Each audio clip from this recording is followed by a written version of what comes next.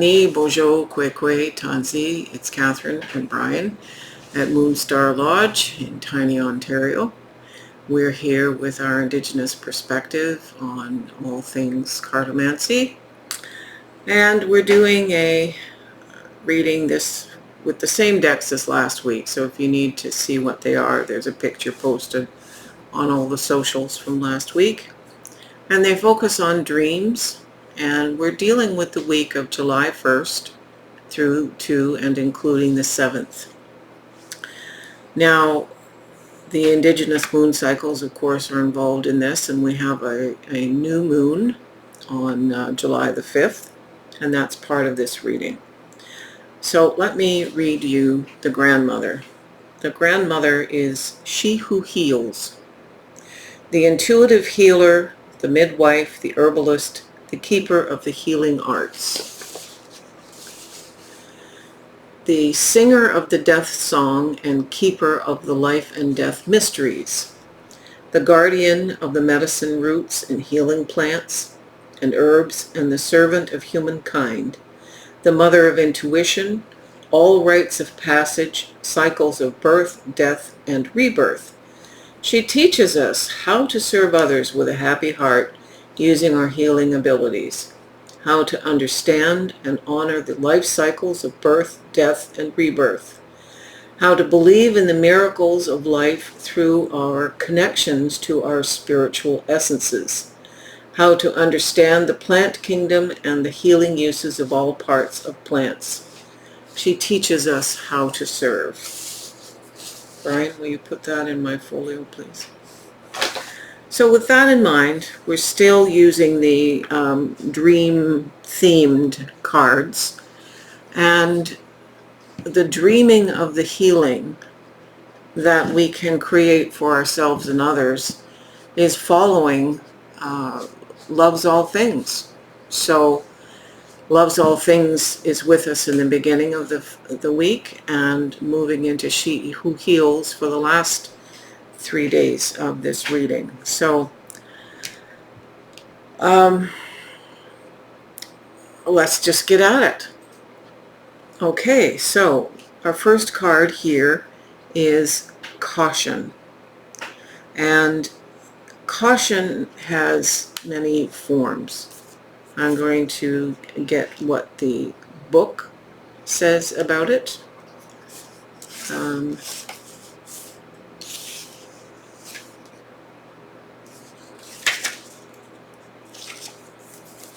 I won't take the time to get that. The caution is about making sure we know where we're stepping. It's kind of the opposite of the Fool. Is there an opportunity here to be trapped by something or someone? This looks like someone we might not want to run into. But there's a caution here that we need to take time. How do we express our caution into positive action? It's vision. So the vision card here is expressions to the universe to open up, to cut a hole here in the void, and let us see how we proceed. The following card here is the Seven of Cups. And we know that that's the card of all kinds of illusory things. There's many different options being offered to us, and we could go down a lot of rabbit holes here. Some will be good options, some will be really bad choices. So the caution here is to really be aware and not to be entrapped by illusion.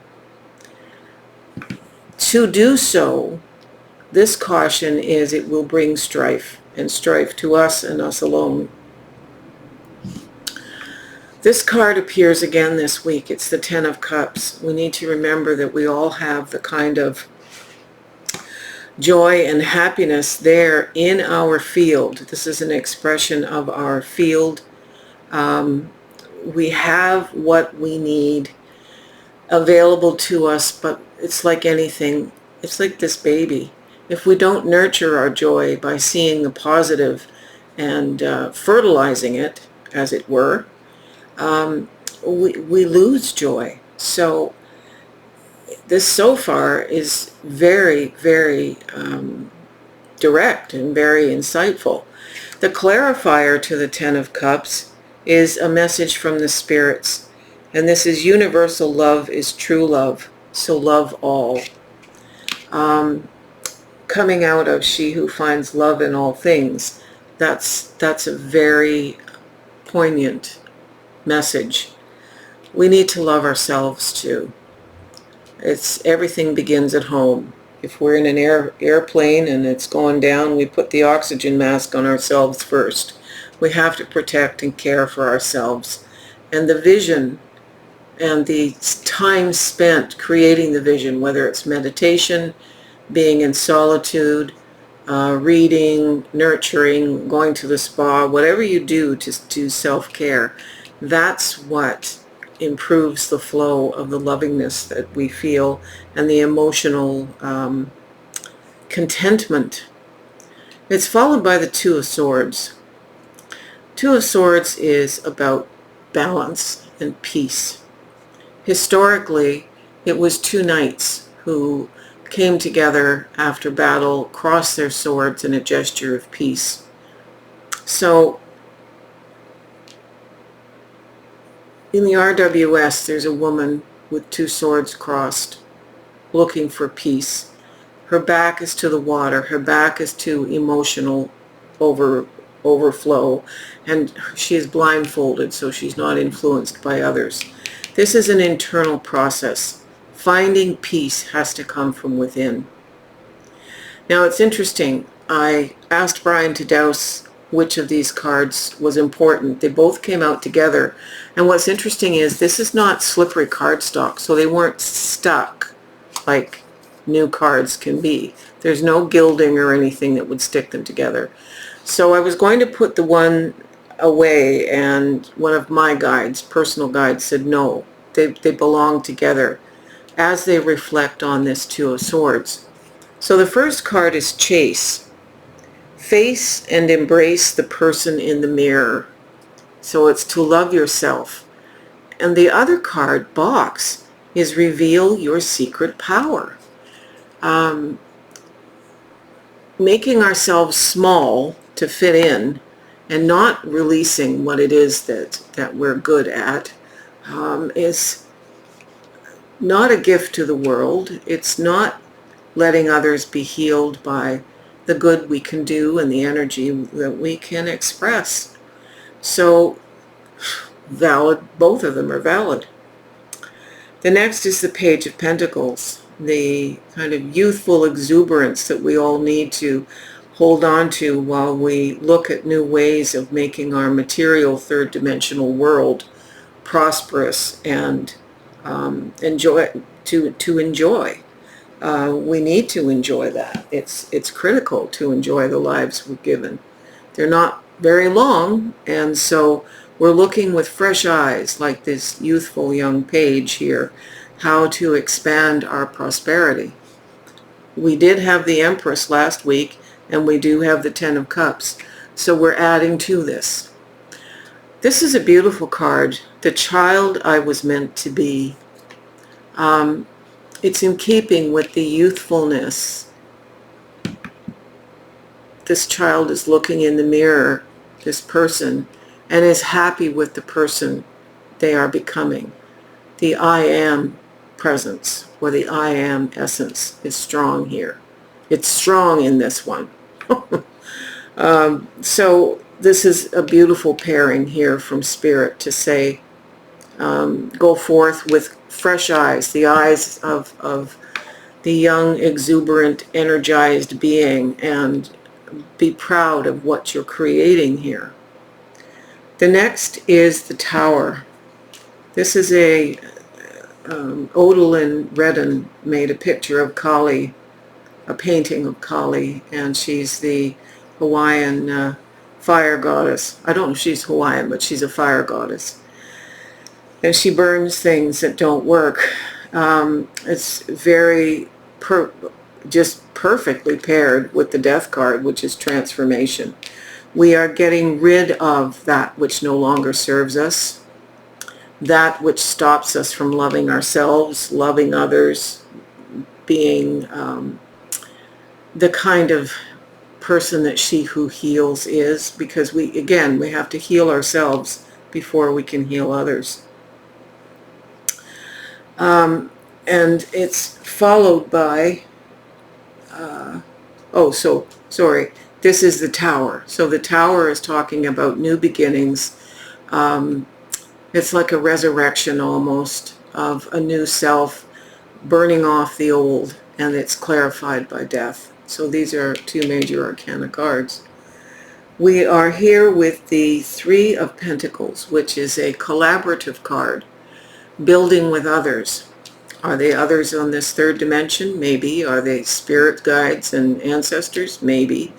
But it's a collaborative, collective building project, and we're making something work. The card that clarifies it is to heal. And so we are seeding our dreams. I mentioned last week the time going into sleep, which is the hypnagogic state.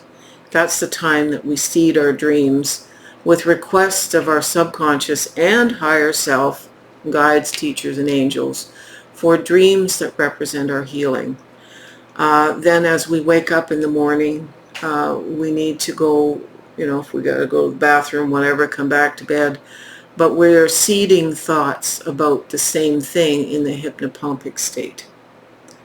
Spirits can talk to us more easily. They can connect with us in the hypnagogic and hypnopompic states. So, you can flip the camera there, Brian. Please and thank you.